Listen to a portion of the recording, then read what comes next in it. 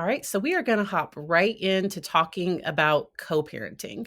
And I think we can look at co-parenting from two different ways. So when two people have a child together, they typically have to come to an agreement on how they're going to parent this child. What works best is before you've decided to have a child with someone that you kind of have some difficult discussions about, so what are your beliefs about child rearing? Because some people haven't even thought of that.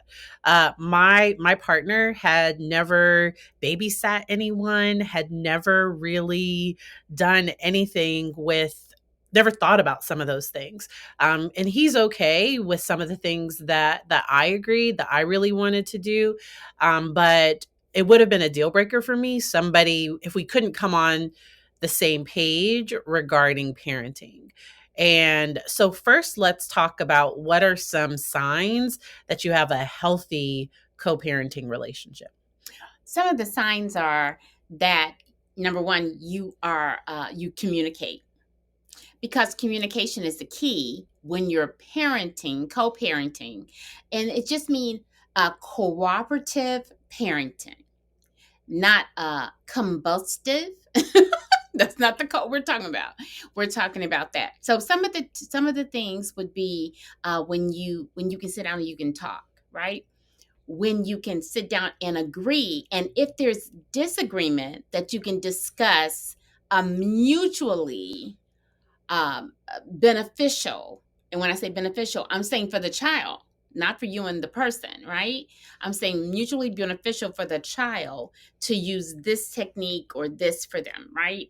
And then the other thing is, it's not about you, nor is it about the other person. Remember that the child is, or the children are, the most important people in this conversation. And what impacts them is the most critical element of anything that can happen in this co-parenting relationship.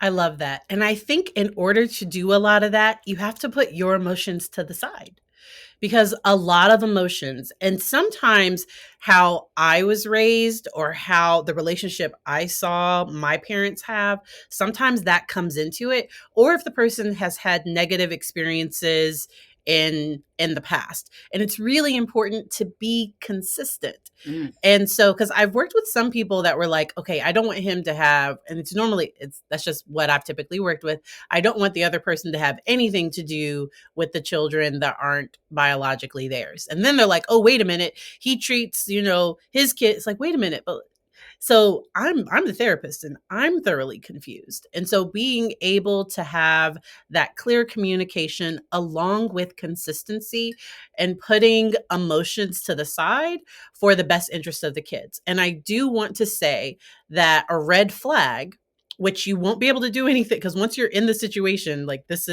is what it is, that sometimes I've seen a partner or a former partner use the kids to get back at the other person, where if they could no longer control the co-parent, that now they are consistently late to dropping the kids off. They are constantly changing the schedule.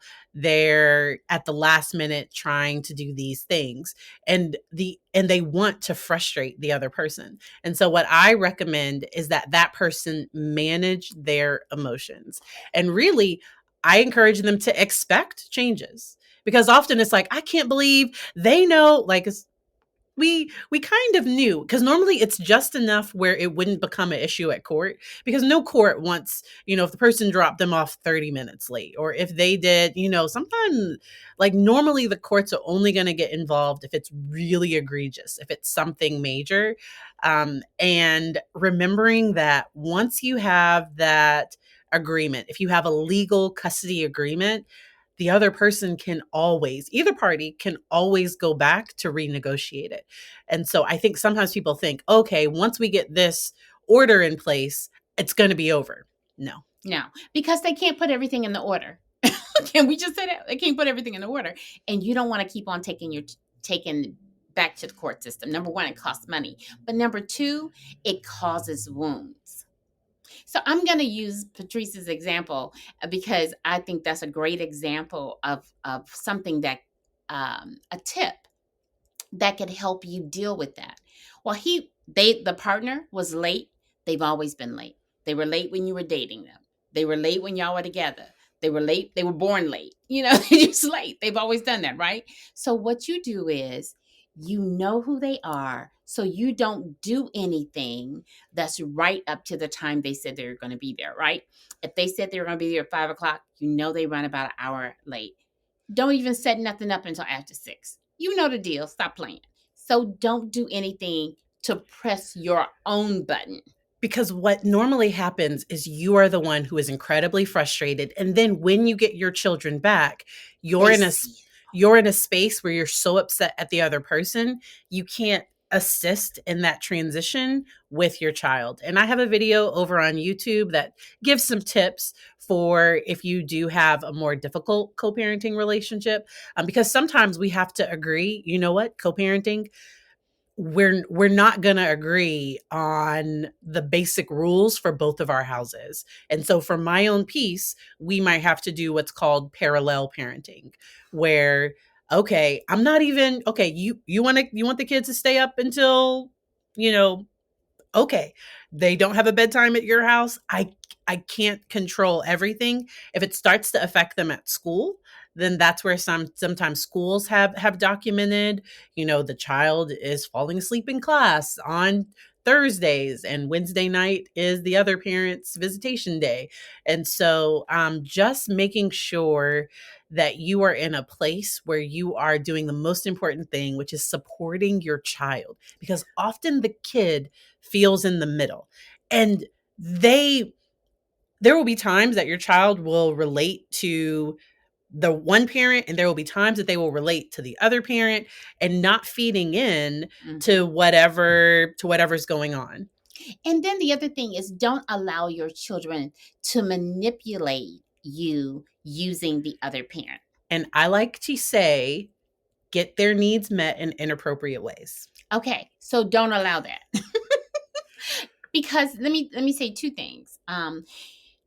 When something happens and you are no longer in the same household with the other person, parenting together in the same space, then and y'all have decided, or the court decided, what is, they call it home base. Where do they normally reside, right? Remember that they have two locations, right? So, like Patrice mentioned, if you cannot agree, make sure you talk to the children and say, look, this is how this is happening over there. However, in this house, these are the rules in this house. Okay? So when you cross across that threshold, you are under these rules, okay? And these rules are because whatever they're because. And I know when I was growing up, I couldn't ask the because word. Okay, right? Like why? Why is an amazing word. However, sometimes what you do is you answer some of the whys in advance. You know, and then the other Go And ahead. answer it without putting the other person Ex- under. So, why can I do it at dad's? That is his house. That's right. Instead of saying because he's a ungrateful, like, so Don't do it. not using words that are blaming or shaming. So being able to stay as neutral, which this might require you to be in your own therapy. Yeah. Okay. And I also want to say, even within the same household, there's always one parent that's a little bit more lenient than the other. And so often you have to do similar things where a child is going. This isn't only for parents that aren't in the same household, because which can sometimes be even more confusing for the child, because it's like, ooh, if I know I want to go somewhere, then I go to this parent. But then what happens is that causes strife within the relationship. And I firmly believe that children do not cause, separation, or they don't. Some of the things might have brought up a communication difficulty. Some of the things are inability to get on this, to compromise.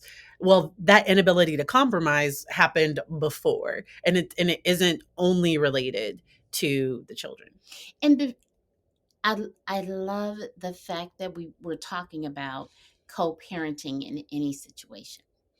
One of the things that I encourage you not to do is don't talk bad about the other person.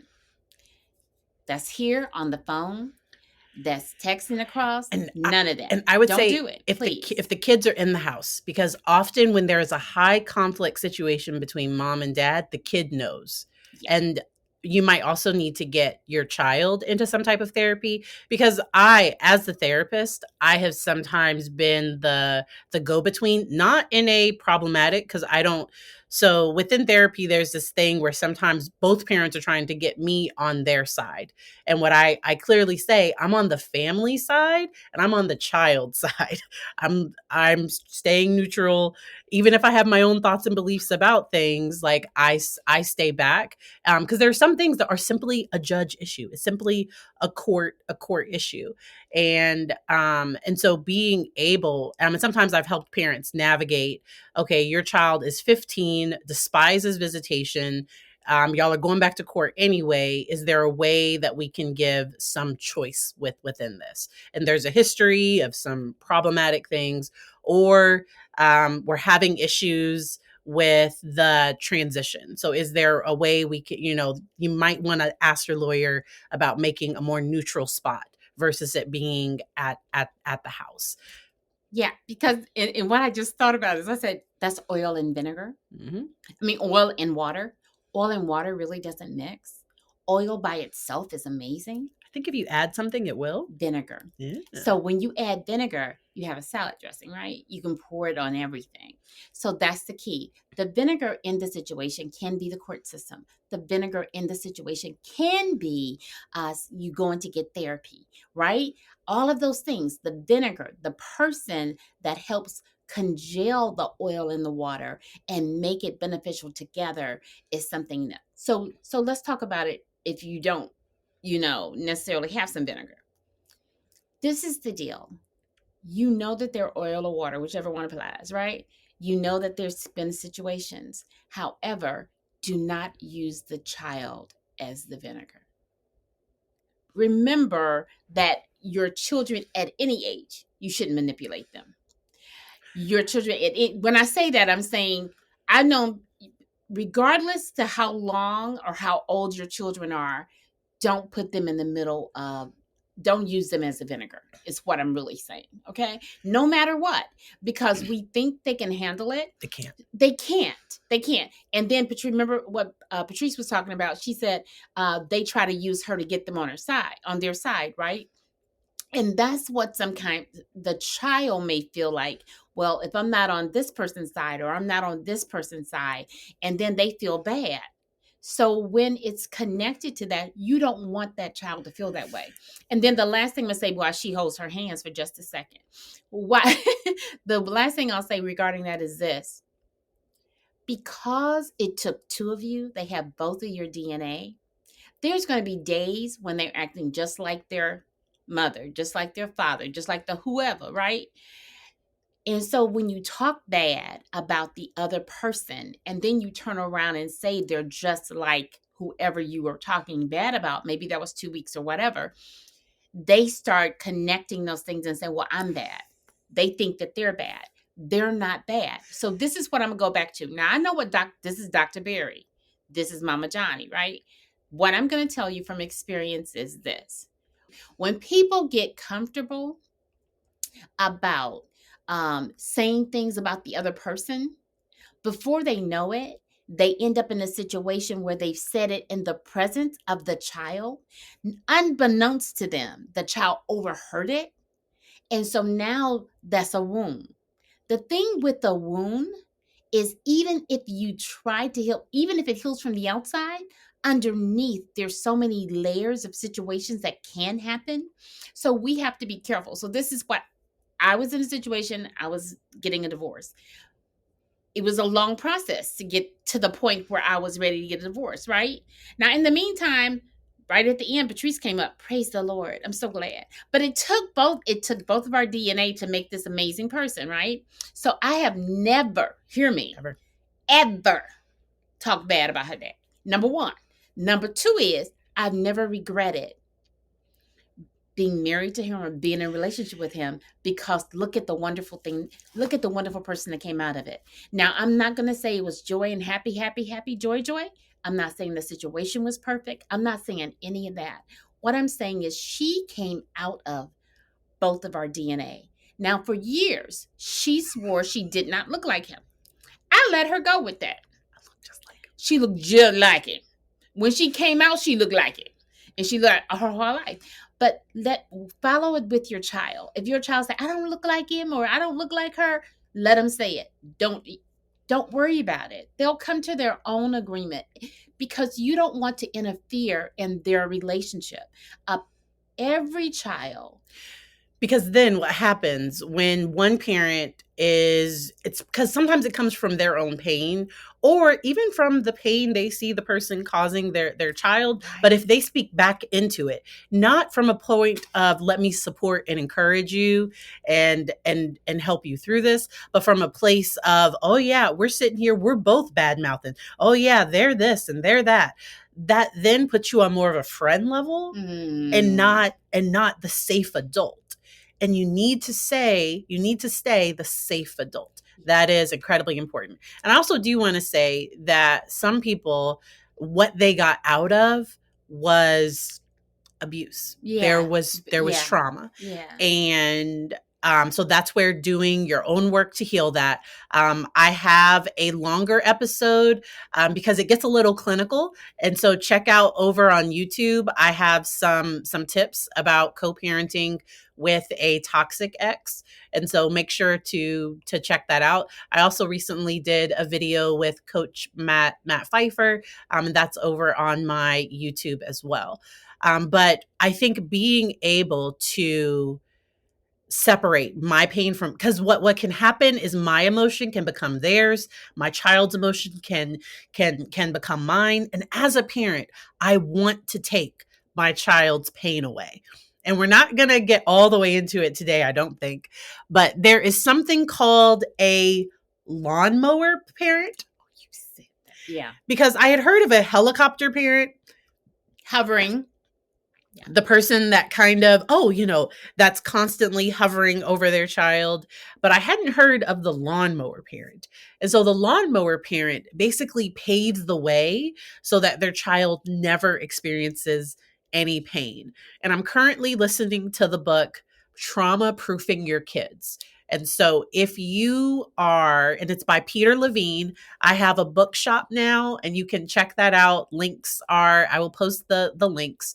But with that, what it ends up talking about is, first of all, no matter what my kid is going to experience some type of, because trauma is just something that you weren't prepared for. It overwhelms your system. My child is going to have something happen. But the thing is I want to be there to help him through it, but I can't take it away. If my child falls and scrapes his knee, I don't have a way to make it not hurt. What I can do is, so by hugging him and by caring for him, that releases endorphins and that helps along the way. But being able to have good emotional boundaries. There's also something called parental projection. And that's where my emotions, I project them onto my child. And when there has been this history of really bad things happening, it can be really hard to separate what's mine and what's theirs. Because guess what? You should be asking them, so what did you enjoy about the visit? And with a smile, excited. So tell me, what did y'all do?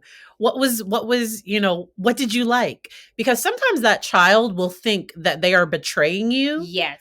By having a good time, or that they, like, I can't, like, I know how my parent feels about them. I don't want to enjoy myself. And the child is like, they're, bowling, or like they're doing something fun, and the child is trying their best to really not enjoy it because they want to please you. And so that's where I need to be very clear with my child. I want you to have, if there can be a healthy relationship, because I can't make your parent have, but it's my goal. You only get one birth parent if it's an adoptive family. Like you only, like, this is what it is. And I would want you to have the most positive experience possible. And if my child is having a negative experience with a particular parent, if there are other positive people that I can put in my child's life, coaches, music teachers, but if there are these other positive people, sometimes it doesn't fix it. It won't replace it. But sometimes my child can at least know that all adults, all women, all men, all people that look like this parent, they aren't all this way. Right. And I'm gonna give you a great example. I was a single parent. I still, single parent, and so Patrice was this cute little fluffy little girl, right, bouncing everywhere. All the guys. When we lived in Okinawa, there were 9 men to every 1 woman. Yes, but it wasn't heaven. I'm just saying. But it was amazing, right? But my point for saying that is she saw all these men in these roles who were positive, because I didn't just send her off nowhere. I'm just putting it in perspective. Didn't send her off anywhere with them, but she saw them love on her. She saw them hug. She saw the giving and all of that. And the thing about it is, even to this day, there are certain people that I have been blessed with to for her in her life, to show her that as a male figure, right? And her father is one of them. Right? Her father is one of them. However, this is what I'll tell you. Whatever the situation is, don't go out and try to replace the other parent. Did y'all hear what I said? You can't. You can't. Don't go out and try to do it. Because sometimes people that are breaking up or not in the relationship anymore, they say, okay, well, Bobby Sue needs a mother, or Bobby Sue needs a father, whatever the situation is, right? So they need you. They need you, and they need you in a healthy place. So make sure that you take care of you, and then build relationships, whether it be in ministry. Mine was because of ministry, or because of where, however, and be careful who you bring in the house or around your children. Mm-hmm. Be careful with that, because they could latch on. And what can happen is, then when, let's say, it doesn't work out, then the child thinks the person left is something wrong with them, and it's them that they're leaving and not you. And then it becomes an additional wound. Yeah. Oh yeah, that's good. It does. And that happened. That happened. My mom had a long-term relationship. We're actually glad it didn't work out, because he was pretty controlling. Well, I didn't know it was control then. It looked cute. I'm just gonna say it looked cute. So be careful with that. Go ahead. And then also, so Stephen W. Banks is up on TikTok. He has a phenomenal book. It is from a religious perspective. I'm not sure if he ever released the secular version, but it's Healing the Father Wound. And it really came out of his own personal journey. And I think last week, did we talk about forgiveness? We talked about, maybe not on here. A little bit. Yeah. So being able, the way that I saw that I looked just like my dad was, I had to let go some of my hate. And so I was holding a lot of negative emotions, because I was trying to make him something that he's just not. And don't get mad to try to make somebody something that they're not. I'm just saying. You know what I'm saying? Number one, you can't make you be something that you're not. You have to work on you. Take the time to work on you, right? And do it from that perspective. And because you can't change other people. We can change ourselves. So I can change the reaction, but I can't change how the other person is. I just can't do that. And if there's something that's unsafe with that other person and your children, that's different. Then that's when you're working with lawyers, like you're documenting things, like that is very different. And within the state of Virginia, because somebody was talking about Florida, that in Florida they don't do custody, it's all shared. It's all I didn't know that. Shared. They said it exactly what it was. But in Virginia, parents, so I try, because if I make one parent mad and that parent says, I don't want you to be the therapist anymore, even if they're not the parent with full legal custody, even if they're not the parent with full physical custody, in Virginia, they still have parental rights. And if they say, I don't want you seeing my child, I can't. They have to work that out. Typically, they end up finding another therapist. And so, if you see a therapist setting boundaries, because sometimes there have been some things where a parent has been like, "I want you to help me confront this parent about this," and I was like, "Just so you know, I could get fired." Is the most important thing me helping the kids. Like I can like this that might be better done in mediation. Maybe y'all can do co-parenting. There are some co-parenting apps. There are apps now that where you're not communicating over the phone. And I do think setting up boundaries for you as the parent is incredibly important. They because I've seen people try to disrupt sleep, try to disrupt the child's education, try to do these things. And really it's out of that other parent's pain. And it's not enough to cross a legal within my state. Virginia is very, it's a commonwealth. Individual rights are really, really strong. And so it can be hard to get some systems to move if it seems like it's just more of these nitpicky things that are, but it does have an effect, and it's painful for people to see that with their kids. So one of the things that I wanted to mention is we RISE, we rise in the morning, but we raise children.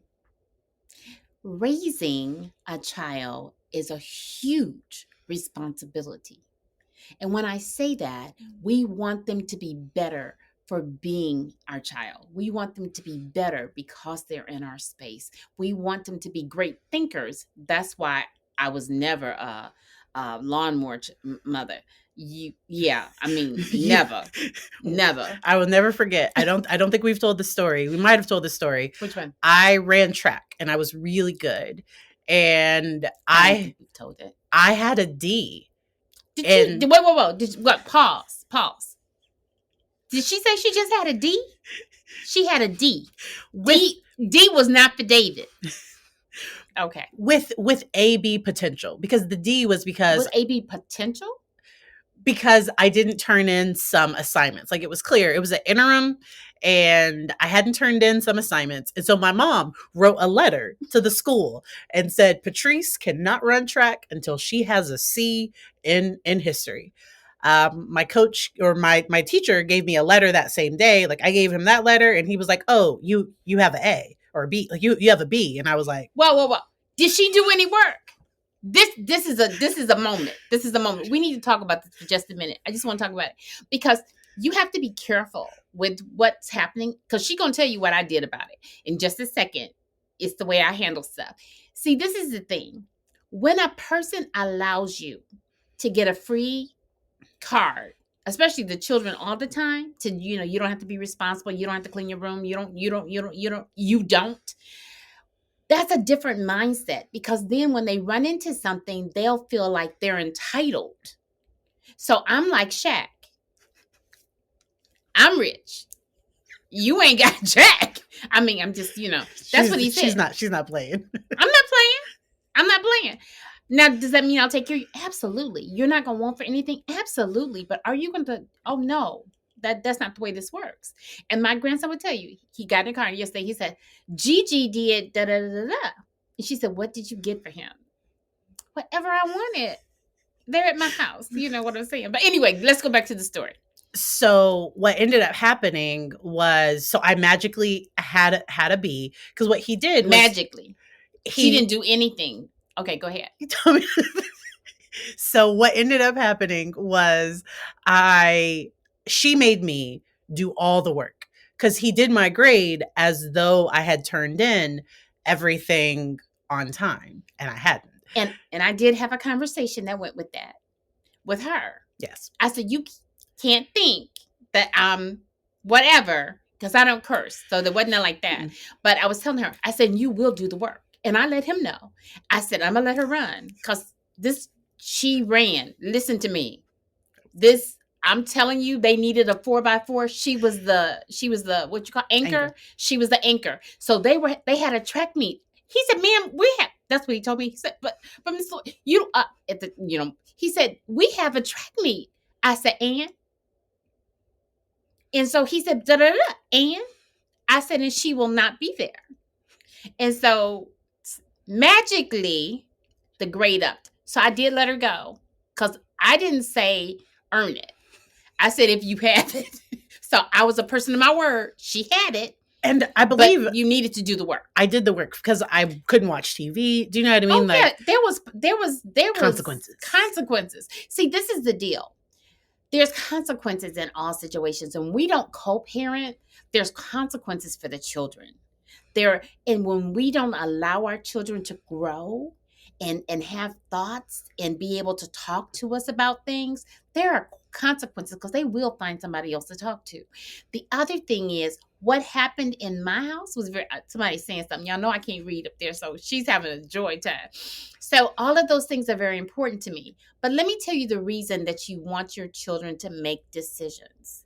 Because as they grow older, and maybe you're not in their space right there with them. I know we got cell phones. You know what I'm saying? But that don't matter. You don't want your child trying to call you, well, can I do this or should I do this? Because typically they're not. Well, when your child is 18 years old or like when they go off to college. They ain't calling you. Well, no, they do call you. But the teacher isn't accepting an email from a parent. Right. I didn't have to do that. I'm going to be honest with you. When Patrice is in college, there was some other stuff we had to do. Even high school. So you let me pick my classes. Like you never asked to approve or see. I supported. I asked critical questions. This is important. You have to ask critical questions because see, Patrice went through the season where she was going to be a hairdresser. So I didn't say, I said, I said, do you like the way you live? And she said, yeah. Like, yes. I said, well, you need to own some shops. I said, because in order to live at this level, you need to be more than a hairdresser, sweetie. You can be the dresser. Now, I'm not knocking what she's doing. Don't do that. Don't knock what they're saying they're going to do because it could be temporary, right? Because something happened and that's what pivoted her to being what she did, to doing what she does now. And she's in her gift. Listen to me. Everybody's looking for every child. When they're growing up, they run through all this stuff that they want to be. Please don't tell. I don't care what the other parent does or what y'all do. This is what I'm recommending for you. When you hear any child says that they want to be whatever, astronaut, the first whatever, say, okay, so how are you going to do that? Or, celebrate with them. I don't care what the teacher said about them at school or none of that. How can you help them with their goals? How can you help drive them? Because let me tell you what it's going to do for them. It's going to give them critical thinking skills. And for you, it will remind you of what you desire to do and help you step off as well. And what I did was I took a cosmetology class and realized I like other people to do my hair. I don't want to do other people's hair. And then also I think nowadays we need to let people know that your dream changes. Oh, yeah. So I don't even really want to ask kids what they want to be when they get older because we never ask if they want to have joy. Like, how are you going to, what peace? Like we don't ask about those things. We normally focus on a career because I'm really concerned about the younger generation because a lot of people, one of the lowest points in my life was after I got my doctorate. Because it didn't feel the way I thought it was going to feel. Turning 30, I turned 40 this year. Like all of those things, I know. And so, because people were like, y'all look like sisters. Mama looks good. Because she didn't have me when she was 10. Like, no, I had her when I was 2. No.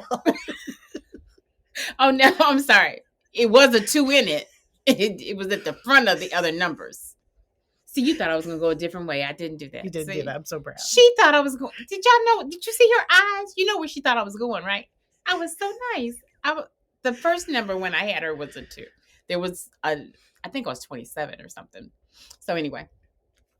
I'm just so grateful that we're able to have this conversation. We are going to follow up next week with more of our relationship talks because I do think it's important to figure out because relationships, we are made to connect.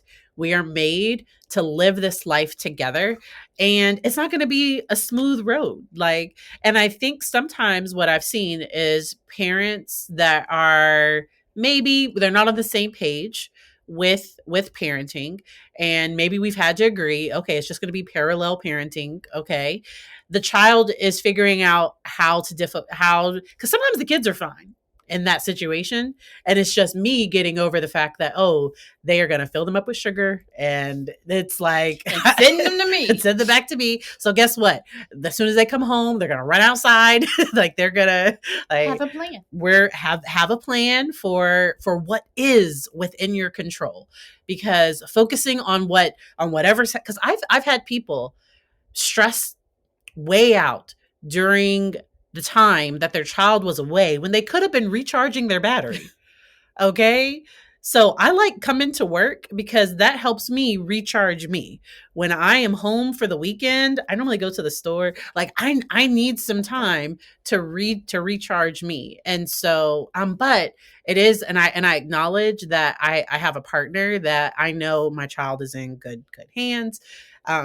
And so just being able to find some peace for you, because that is incredibly important, because a parent can help ground the emotion. So my child can come home and then if I'm all then it's just gonna be a big explosion. It's just gonna be, it's gonna be bad. But if my child comes home all revved up and I've already done my meditation, I'm centered, then we can come in. All right, let's do some yoga. Like, let's listen to our bodies. How are we doing? Oh, you're really excited. Yes. All right. So let's go ahead and do this. And if you need to communicate with the school, because mental health is incredibly important. So let's say my child's parent has a weekday visit and they're not getting any homework done during, like, and let's say I need to ask for some extra time at school or something, or we need to set up a study hall or a space for my child to be able to do those things. Because if they've been out having fun and then as soon as they come home, all right, homework, dinner, bed. And because being able to create some of those fun spaces within both houses. So my husband is a phenomenal, like, he can play.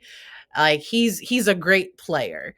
My son normally likes to cuddle with me and watch something like that. That's normally how he enjoys our time. And sometimes he might say, "I want daddy," because we ask him at night, "Do you want mommy to play or do you want daddy to play?" And 9 times out of 10, it's daddy. But I'm like, "Thank you. I get to go downstairs. I get to go eat. I get to go.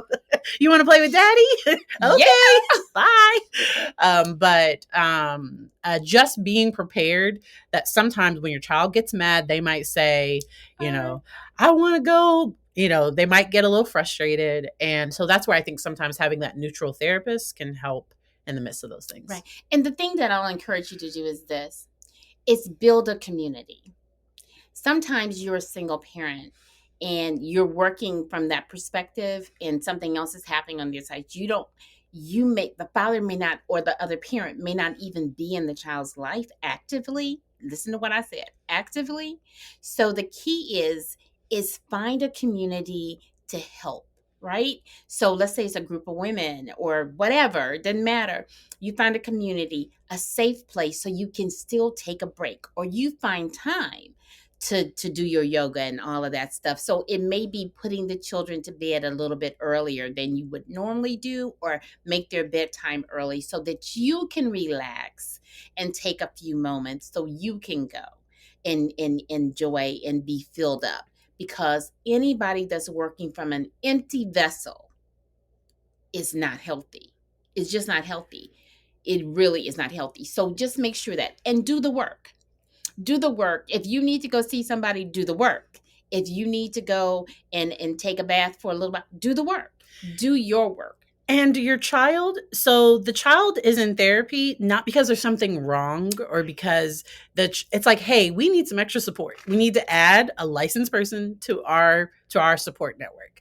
I need this extra, because as a parent, if my child is having a really difficult time with their visitation, it's going to be really hard for me to hear that and not take it, and not mama bear to not come up. And so I might need a neutral therapist, because I've seen a lot of kids not want to share some things, or not want to, because they don't want to make the other parent mad. And we often talk in our sessions, okay, so what would I share with the other parent? What am I not going to share? And then we're able to kind of move forward like that. But I'm really glad that we were able to have this conversation. Excited to see what we hop into next week to just sum up our relationship series. I don't think we talked about relationship with ourselves. Did we do that? I don't know. I think that's going to be, because you talked about that empty vessel, and I think that would be really good to A just nice place to end. a nice place to end this series. So thank you so much for listening, and we will see you next week.